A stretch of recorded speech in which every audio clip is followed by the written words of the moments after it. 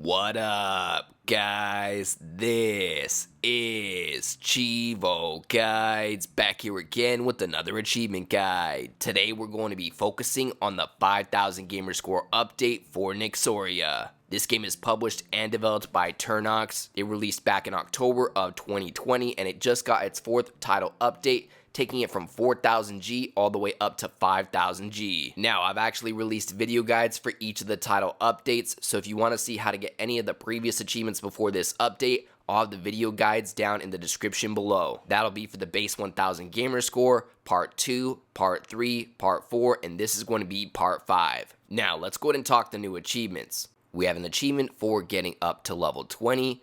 We also have an achievement called Extra Eater for eating 50 meals. We have an achievement for killing 300 enemies.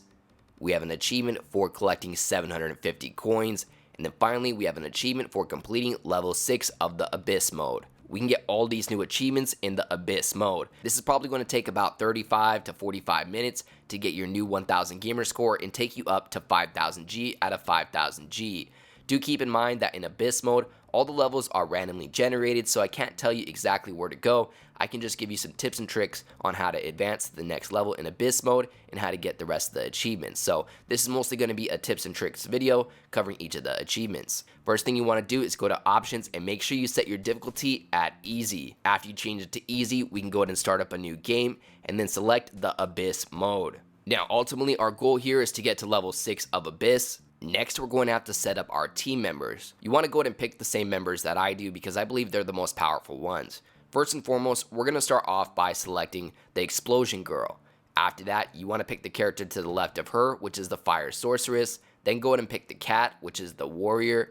And then after that, we want to go ahead and select the character next to the Fire Sorceress with the white hair, which is the Wizard.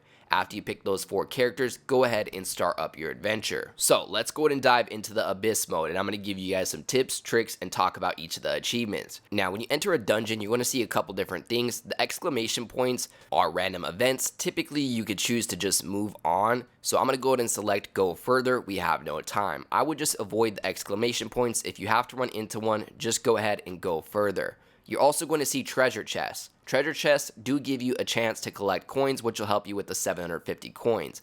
But most of the time, the treasure chest will give you a curse or turn into an enemy. So I actually recommend avoiding the treasure chests when trying to go through these achievements. Or at least avoid the treasure chests until you get your characters to level 20. Once you reach level 20 and you've passed level 6 of Abyss, then you should only have the achievement for collecting 750 coins left, and then you can go ahead and try to open up some treasure chests. But if you start off with just opening up every chest that you see, you might die before you get to level 20 or reach level 6 of Abyss. So let's go ahead and dive into our first battle. As you move around the dungeon, you're going to see these red wings. Those will represent the battles. You actually have to go to each of these battles because one of them is the hidden boss. You need to find the hidden boss in each of the layers of the dungeon, and that's basically the goal. Once you find the boss, you move to the next level of the Abyss. So really you just want to go to each of the red wing icons until you find the boss in the dungeon. Once you find the boss, you can go ahead and beat him and advance to the next level of the dungeon. Now, obviously, not every single battle is going to be a boss battle. I actually recommend playing through each of these battles because you may not have your achievement for 300 enemy kills. I do want to foreshadow that after killing my first enemy, I did unlock this achievement, probably because the stats in the game reflect that I've played it for a while and that I already have 300 kills from playing on previous updates. So you may unlock that achievement right away, depending on how many enemies you've killed previously. But yeah, I don't recommend fleeing from any of the battles just because every time you kill an enemy, you get coins, and we need 750 coins. Also, we need to level up to level 20, and every time you defeat an enemy, it's going to help you level up. So we're going to participate in every single battle that we find until we find the boss and advance to the next level of the Abyss. So, main point here, don't flee any battles, make sure that you defeat all the enemies, at least until you level up to level 20. Now, when it comes to the Extra Eater achievement, I did unlock this achievement for eating 50 meals after eating my first meal. Again, I think this one just reflected the stats from me playing in previous updates. I probably already fed my team way over 50 meals, so if you've already played the game before, more than likely you just need to feed your characters one meal to go ahead and trigger that. If not, just keep eating meals until you have 50 of them. At this point, we should only have 3 achievements left in this update. The next one is going to be for getting to level 6 of the Abyss. Again, to advance levels in the Abyss, we simply need to find the boss battle in each of the dungeons. You'll know you enter a boss battle because once you approach one of those red wing symbols, instead of a battle, it's going to pop up like this, letting you know it's a boss battle. We need to go in and fight the boss, and after we defeat the boss, it will advance us to the next layer of the Abyss. Basically, moving you from like Abyss 1 to Abyss 2, or maybe Abyss 2 to Abyss 3. Now, in terms of gameplay in these fights, you guys really shouldn't have any issues. If you're watching this video guide, more than likely you've already watched previous video guides and have played this game for a while. But what I like to do is basically just use the best attack available. Also, we're playing on the easiest difficulty, so a lot of these enemies are going to be really easy to defeat. You really shouldn't have any trouble. Anytime you defeat a boss, you need to make sure to choose option 1, which is to go downstairs and continue. This will advance you to the next layer of the Abyss. Now, the only place I could really picture you guys getting stuck is if you run into an enemy that doesn't take damage from your regular attacks.